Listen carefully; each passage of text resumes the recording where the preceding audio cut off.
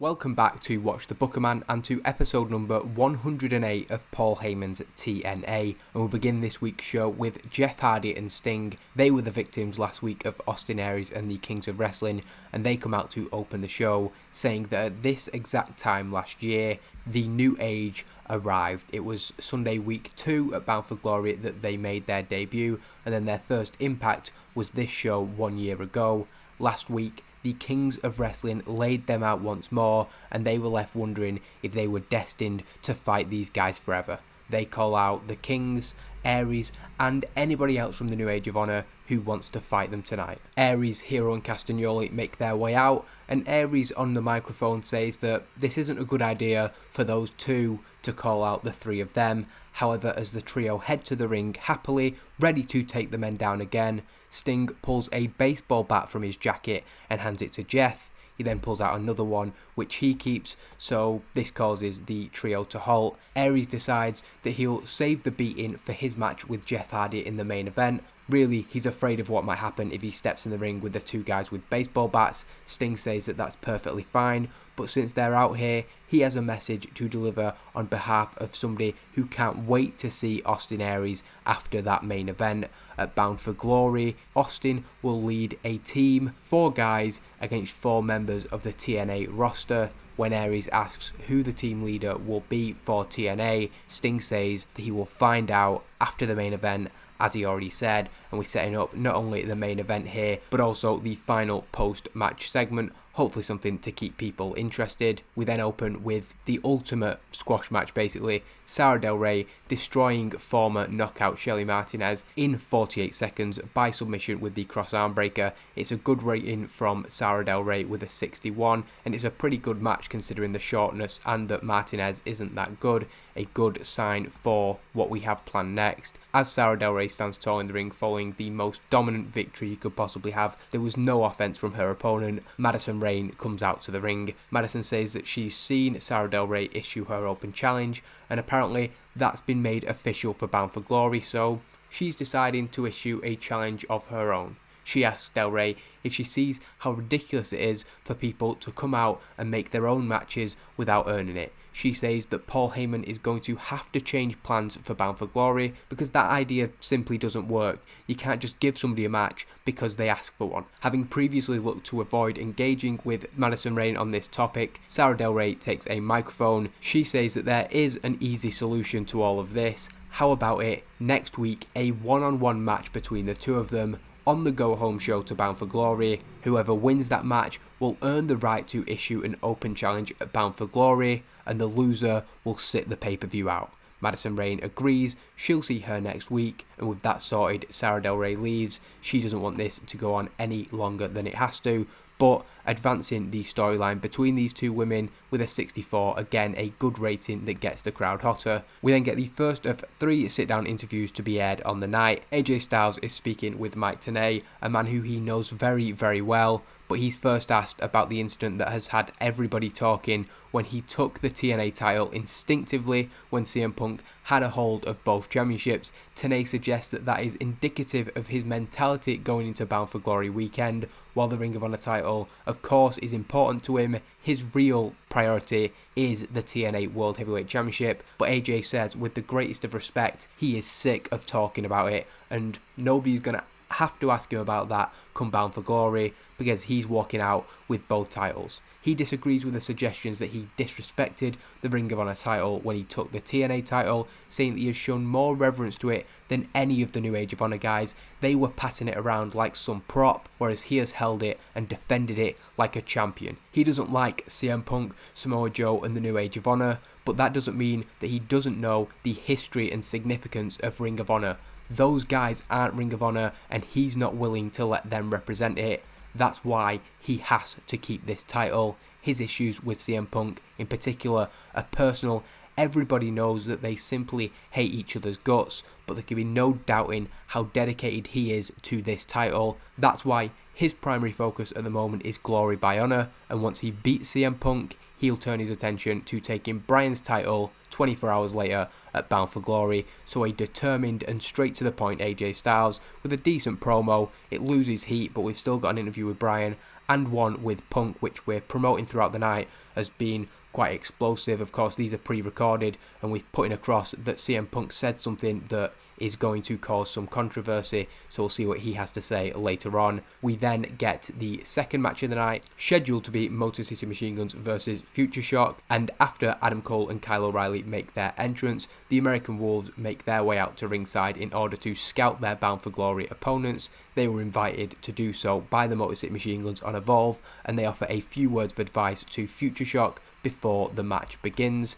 Nonetheless, unsurprisingly, they're the guys going into their title match at Bound for Glory, and it is the Motor City Machine Guns who win in 9 minutes and 17, so it's a decently length match. Both teams getting some offense in. Shelley and Sabin are the winners, and again it is Sabin picking up the victory when he pins Adam Cole following a Made in Detroit, unfortunately losing heat to the storyline, but I think we'll regain some with the post-match segment. The American Wolves join the Motor City Machine Guns in the ring after the match, with Eddie Edwards saying that the run that Shelley and Sabin has been on recently has been seriously impressive. Davey Richards corrects him, however, saying it's more Sabin than Shelley. He's been carrying the team for months, and it hasn't gone unnoticed in their preparation. Alex Shelley responds, he's not going to deny how good his partner's been, but that doesn't mean that Shelley himself can't take down either of the Wolves. They're both going to be at the top of their game for Bound for Glory, and they're coming for the titles. Before then, if Alex Shelley has something to prove in the eyes of the American Wolves, then he challenges Davey to face him one-on-one 3 nights before Bound for Glory next week on Impact. Chris Sabin thinks that's a great idea. In fact, he wants to challenge Eddie Edwards on the Evolve that follows Impact. The American Wolves accept both of these challenges, and that is 2 singles matches set for next week's shows. We then get a promo package which takes the first in-depth look at D'Angelo Dinero's recovery journey, featuring footage from various stages of the 15 months that he spent out injured. The package shows how far the Pope has come since being told that he may never wrestle again. Through that hard work and determination, D'Angelo Dinero has found himself in a position to compete once more, and he puts over how important it is for him to complete this journey by taking down the man who put him out of action. The Pope says that returning to the ring at Bound for Glory will be a spiritual moment for him, and he hopes that the congregation are with him every step of the way. So something we're trying to do with the Pope is get a lot of sort of a groundswell of support for him. We really want the people to be behind him, because I feel we can build a really good babyface with his story and with his return. And hopefully these personal video packages where you're seeing a different side to the charismatic Pope will do that job and get people behind him for his match with Abyss at Bound for Glory. Despite what was hopefully a emotive video package, we get an immediate response from Father James Mitchell, who comes back with mockery. He says that the Pope's long journey, his pilgrimage back to the company, will be all for nothing when he steps in the ring with the monster. Abyss stands menacingly in the background as James Mitchell explains that there will be no fairy tale ending for D'Angelo Dinero, only a living nightmare waiting for him inside the 6 sides at Bound for Glory. Last week, he spoke about reading the last rites to D'Angelo Dinero, and he wasn't joking when he said that Abyss would lay Dinero to rest. The camera pulls back to reveal a casket in front of James Mitchell and Abyss. Abyss slams his hand on top of it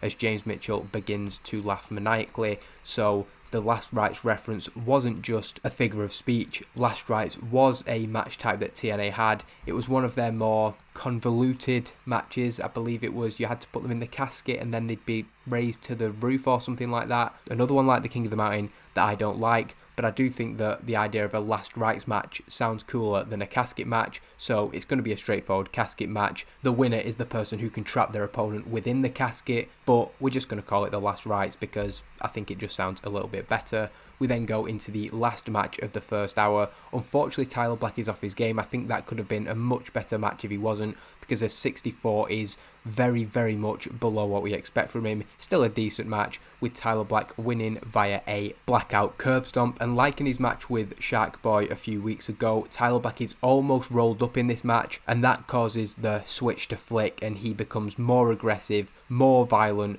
and more decisive. and that is ultimately what secures him the victory. That's a big part of Black's character at the moment, because he's feeling threatened like he hasn't felt threatened before because of what happened at No Surrender. He's gone to a darker place, a different place, and we see that El Generico definitely has got into his head a little bit, which when you think about the character of El Generico, this fun-loving, fan-friendly babyface, and the fact that he's the one who's got to Tyler Black is pretty noteworthy. It is the fact that he took him so lightly that has resulted in Tyler Black being in this position. Having been at ringside, El Generico is then invited into the ring by Tyler Black. With his friend laid out following a brutal beating from the X Division champion, El Generico checks on Cabana, and that seems to be what Black wants. He wants him to look at what his fate will be at Glory by Honor. Black takes a step back as Generico shows concern for the hurt Cabana. Black jumps in from behind, unsurprisingly. A little bit of naivety from Generico there. Tyler then hits a blackout stomp to his Glory by Honor opponent before looking to leave the ring. He then changes his mind, further putting over this sadistic side of him, returning to hit a second blackout stomp to El Generico. Having been under threat from El Generico in the last month, it is clear that a desperate Tyler Black has snapped. The commentator is putting over what I previously said. He will do anything to ensure that he remains as the X Division champion, and taking out El Generico before that show is certainly one way to do it. We then end the first hour with Bryan Danielson speaking with Mike Tenay, who asks him about only having one match to focus on during Bound for Glory weekend. Does that give him an edge over AJ Styles and CM Punk? So Mike Tenay's line of questioning, both to AJ Styles and to Bryan, is designed to perhaps get under the skin of the competitors. Bryan says that it would, but for him, the chance to return to a Ring of Honor ring isn't one that he's willing to pass up. He had some great moments in that company, and few better than that first night when he faced Christopher Daniels and Low Ki. The era of Honor began with that match. He's made it clear that he's not getting involved in this ROH versus TNA business, but since he'll be closing out the weekend in a three-way match against AJ Styles and CM Punk with the TNA World Heavyweight Championship on the line, he wants to set the tone for that weekend at Glory by Honor. At that event, before the promotion wars begin, Bryan Danielson versus Christopher Daniels versus Low Ki, just like 9.5 years ago in the opening match. So Bryan did have the opportunity to be the more rested up, to take it easy and just focus on Bound for Glory, but he's made it so that he will be in action. And I suppose while it may take more out of him to be in action, the fact that he's getting the chance to be in a three-way 24 hours before the pay-per-view does give him the chance to get used to the dynamic, and perhaps it will serve him well for that main event at Bound for Glory. So two ways you can look at it there. Obviously, if anybody gets injured on that show that's then supposed to be on Bound for Glory, that's when it becomes a bad thing. This is an incredible segment though. 98 rating. That's exactly what I wanted. I was talking about gaining heat back to this storyline. That's how you do it. AJ comes to the ring and says that while we've seen his and Bryan Danielson's interview, apparently CM Punk's explosive interview with Mike today is being saved for later. AJ doesn't know about anybody else, but he's already heard enough from CM Punk, so he doesn't care what that man has to say. Instead, he's calling out Paul Heyman. And his question is, what is Paul Heyman thinking? Why is he risking the future of this company by giving CM Punk the chance to leave Bound for Glory with both the Ring of Honor and TNA World titles? Punk has spoke about the power that the New Age of Honor, him and Joe taking championships, would give them. So why is Paul making that reality possible? AJ Styles himself is going to make sure that doesn't happen by becoming the double champion himself, but still Paul Heyman has made that match knowing the risk that it poses to TNA Wrestling. He doesn't trust the man, he's still not sure if this is some big conspiracy, and he wants Paul to explain his decision, and it better be a good explanation. Paul says that simply he believes that Danielson versus Styles versus Punk is the best wrestling match that he can possibly put on. In fact, it's the best match that any promoter could possibly put on a card, and just like last year with AJ Styles and Kurt Angle, he says that that is what Bound for Glory deserves. This is our biggest show of the year, then why not give the fans the biggest match possible? He puts over each man's claim to being the best wrestler in the world, and that's what makes this match mean so much. When Paul Heyman came in, Genesis 2010 was headlined by AJ Styles and Kurt Angle. and he doesn't know if AJ remembers, but the tagline was "Who is the best in the world?" AJ Styles won that match, and as the Ring of Honor World Champion, there's no doubt he has a claim to being the best in the world. Bryan Danielson ended the record 15-month reign of Kurt Angle and defeated Kurt Angle once again at Hard Justice to prove that he is the best wrestler in the world. And CM Punk, he sat at the top of the ramp having seen AJ Styles plunged through a table, and he said he's the best wrestler in the world. If that doesn't stick in AJ Styles' craw, if that doesn't give him something to prove, then he's in the wrong business. Whether AJ Styles likes it or not, he'd have to admit that these two matches, the ROH title match at Glory by Honor, the TNA World title match at Bound for Glory, these are the two most important matches of his life, and that's what this weekend is all about. That is what Bound for Glory is all about. To be fair, AJ Styles nods his head. He agrees that these are the two most important matches to him, and as always, the gift of the gab, Paul Heyman seems to have won him round a little bit. Obviously, he's still frosty towards him, and AJ Styles says he's just got one request of the man in charge. Until Bound for Glory, Paul Heyman keeps out of his business, he keeps out of Bryan's business, he keeps out of Punk's business, and he stays as far away from these matches as possible. He doesn't need Paul Heyman's meddling, making things worse, when he's got a clear task winning those two matches. We then get a match with the Knockouts champion defeating Mischief. It's a straightforward exhibition victory for the Knockouts champion. She wins with a mitt kick. It's a really good match though, a 66. Very happy with that. Mischief putting in a 52 is good, but Mickie James with a 65, and with the match that she's got at Bound for Glory, I can see us getting a really strong rating. As Mickie James has her arm raised in the ring, her opponent for Bound for Glory, Tara, comes out. She once again asks Mickie to hear her out. Tara says that she agrees with every word that she heard Mickie say last week on Evolve. This started due to her actions inside the Six Sides of Steel at Lockdown, and it's only right that it ends there at Bound for Glory. 1 year on from Mickie debuting and the two of them becoming the Knockouts Tag Team Champions, the story between the two of them must come to an end. Mickie wants Tara to get to her point, and Tara says that she understands that in that one moment at Lockdown, she destroyed their friendship forever. She asked Mickie that until Bound for Glory and what could potentially be Tara's last match, they put their issues to one side.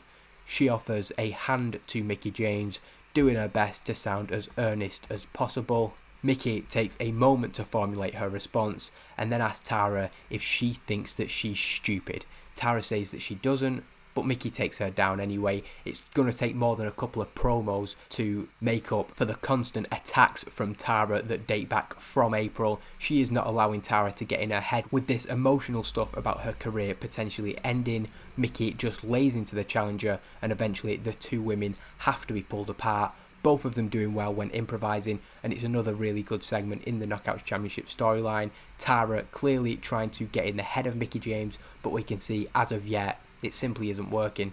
We then get a video package airing that looks at the destruction that Awesome Kong has left in her wake since her return at No Surrender, single-handedly taking down the Beautiful People and Brooke. Kong's Bound for Glory partner will be revealed on next week's show. This reveal will take place on another very special episode of the Beautiful People show. We then cut to the back for the Beautiful People's reaction, and Angelina Love is particularly angry. She says that the Beautiful People show is their creation, it's their show, and they're not happy with Paul Heyman picking their guests. I mean, just look at what happened last time Kong destroyed their set. On that note, they point out that after what Awesome Kong did, they demand that a brand new set is produced in time for next week's show. So you could say they don't really have their priorities in order. They're probably not more worried, but they're equally worried about how their set looks compared to the fact that Awesome Kong is bringing somebody with her, and that's going to be their opponent at Bound for Glory. That's Angelina Love and Velvet Skyfear. WGTT then pick up a decisive, dominant victory over the Bravado Brothers. 5 minutes and 4 seconds. Haas submitting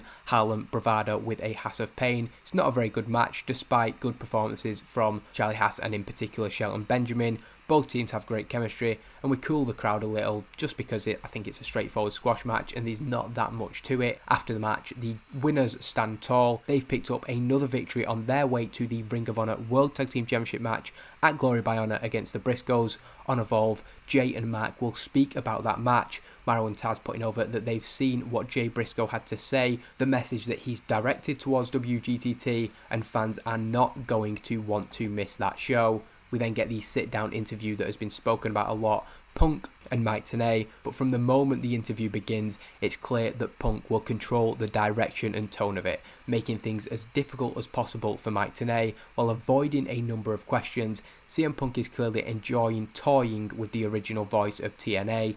Tenay eventually has enough and asks a simple and direct question.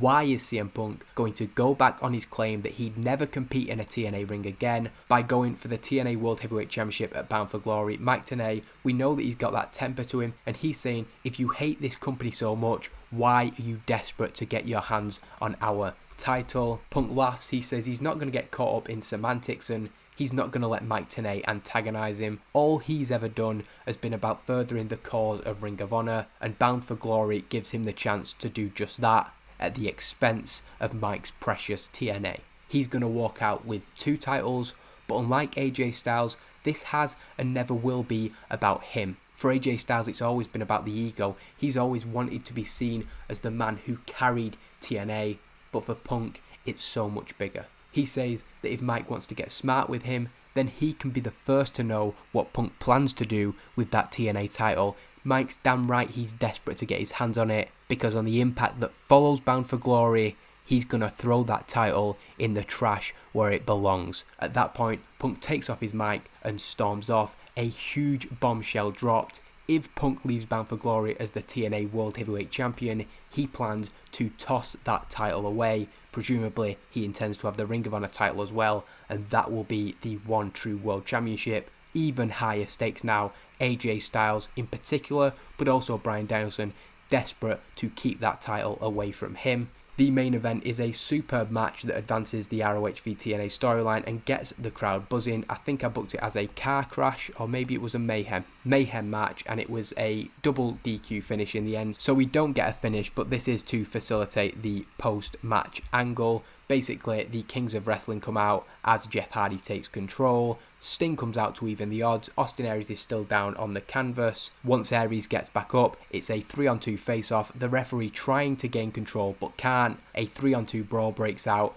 and the referee, he can't really make out what's going on and calls for the bell. Technically a double DQ. You could call it a sports entertainment finish. Either way, it's a good match that is marred by a unsatisfactory ending, you could say. Jeff Hardy and Sting then continue to brawl with Austin Aries and the Kings of Wrestling post-match, with the New Age of Honor members taking charge due to their numbers advantage. Coming out from the back, it may not be how he wanted to reveal himself, but the leader of TNA's team at Bound for Glory comes out as Kurt Angle makes his first appearance since the unsanctioned match at No Surrender, where he was knocked out by Austin Aries. With the odds now evened, Hardy, Sting and Kurt Angle are able to clear the ring of Austin Aries and the Kings of Wrestling. The New Age of Honor trio want to continue fighting, but Steve Corino, the spokesman of the group, comes out. He leads them up the ramp. He tells them it's not worth it. Angle tells the 4 of them to be ready for Bound for Glory, as their 4th man is coming next week. Steve Corino takes a microphone and he says Kurt's got it twisted.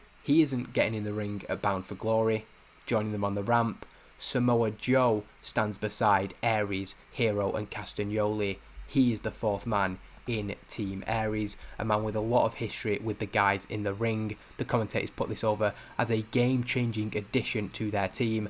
Angle's 4th man set to be revealed next Thursday on the final Impact before Bound for Glory, but a huge addition to the team, and we'll see who Jeff Hardy, Sting and Kurt Angle, 3 of the biggest names in the company, who will they draft in to even the odds for Bound for Glory. It's a decent final segment rating. It was a very good main event, and we had that 98 rated segment, so I'm expecting, well, I'm almost certain we're going to be over 80, but hopefully it is another one of our top rated shows. And 86 is absolutely brilliant. I think that makes it the joint best Impact we've ever done, so just getting hotter and hotter, and we've only got one more show until Bound for Glory. Well, and of course the 2 Evolves that we have left, one of which I will go into right now. And Evolve begins with a video package that looks back on the rivalry between Desmond Wolfe and Jay Lethal. Desmond Wolfe became the first Evolve champion at Slammiversary, the show after successfully defending against Jay Lethal, who then turned heel and made his life hell until last month he became the Evolve champion.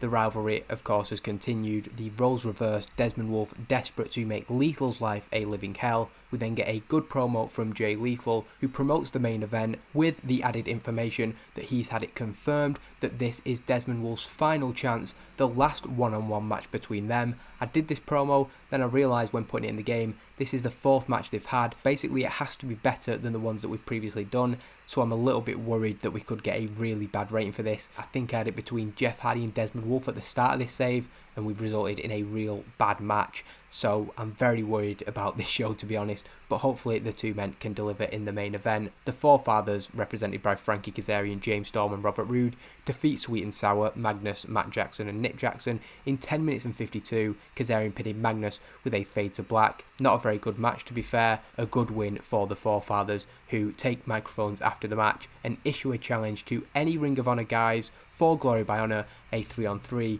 Christopher Daniels is going to be in action against Bryan Danielson and Low Ki, so the three of them are ready to challenge whoever wants to face them. Three guys who have stood up for TNA in the last few months, and they're going to get the chance to do that at the ROH versus TNA show. We then get a promo in the back with Eric Young, and he's talking about how nothing's working for him. He took the advice of Brian Kendrick. He's tried to fit in with a number of groups, but it's just not working. He is then approached from the side by Scott D'Amore, Sean Spears and Tyson Dukes. That's our current Team Canada, and perhaps they have something in mind for Eric Young. We don't see whether he goes with them as we return to the ring. A good match, I think I rated it on eye candy. Madison Rayne defeating Daphne gives us a chance to put over the fact that she'll be facing Sarah Del Rey in the opening match of Impact next week. The Go Home show is going to open with the match for those two competing for the right to issue an open challenge at Bound for Glory, and Rayne with a tainted victory over Daphne. She stands tall, and we put over that upcoming match.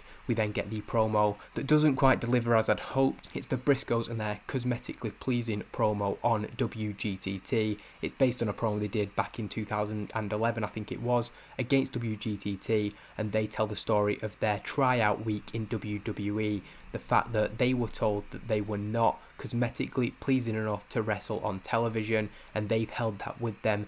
They say that WGTT represent that mentality. They're guys who were handed everything, who were put on TV when they'd hardly even paid their dues, while the Briscoes know that they are one of the best tag teams in the world, and just like WWE, TNA turned their noses up at them for so long. Don't get it twisted, just because they're against the New Age of Honor, it doesn't mean they're suddenly guys who want to represent TNA, and they are going to beat TNA's team badly at Glory by Honor and show the world what they're capable of. Glory by Honor, a huge tag team match. Unfortunately, poor improvising, but I think in reality, this was a really great promo as we look to further this rivalry between the two teams. It's not been personal to this point, but only now we are learning there is a lot of anger and bitterness inside the Briscoes.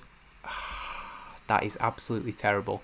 And I've only got myself to blame because it's a 15-minute time limit draw, so I guess if I'd have not done the indecisive finish, it would have been fair, but the idea here is how frustrating it is for Desmond Wolfe, who it's written in the contract he's not getting another shot, but he isn't defeated by Jay Lethal. Samoa Joe tries to come out. We're going to get the repeat of what happened when Jay Lethal won the title, but Roderick Strong evens the odds. Nonetheless, when Maria causes a distraction, Desmond Wolfe gets a 1-2-3 that's counted by the fans, but the referee's distracted by Maria at the time. Desmond Wolfe again is trying to seal the deal, trying to win the match. The time limit expires, the bell rings, and Jay Lethal escapes with the championship. After the match, a brawl continues between Roderick Strong and Samoa Joe. Jay Lethal is dazed, he's out, he doesn't really know where he is. He's very, very lucky to still be the champion, and Desmond Wolfe is furious in the ring. He doesn't know what to do. He tosses Jay Lethal out of the ring. Pure anger from him. There's nothing he can do. He's not getting another shot at the Evolve Championship,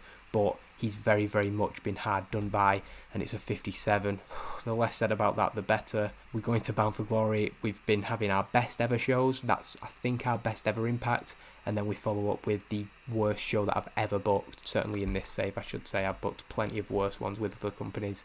Nonetheless, hopefully next week can deliver no more slip-ups on this road to Bound for Glory. I've still kept the target that I set of having every show in the build-up to Bound for Glory over 80, and plenty of them have been 85 and above, so I'm not going to be too downhearted. Chris Sabin getting some credit from Sting, which is really good to see. Always good to see some of the up-and-coming guys, although to be fair, Chris Sabin is pretty established by now, but still to get praise from Sting is of course a great thing to see. And again, despite that disappointment, I think it was a good week on the build to Bound for Glory, so I'm not going to be too downbeat, especially when we've put on such an excellent show. But it's the go-home show, one I always look forward to. High pressure, high stakes, because we have to make sure that all these storylines are as hot as they possibly can be going into the 2-night extravaganza that will be Glory by Honor, ROH versus TNA, followed by TNA Bound for Glory. Hopefully you've enjoyed this show. Hopefully you'll join me next week, because this is the most important time in the TNA calendar, and it's going to be another really good show, I hope.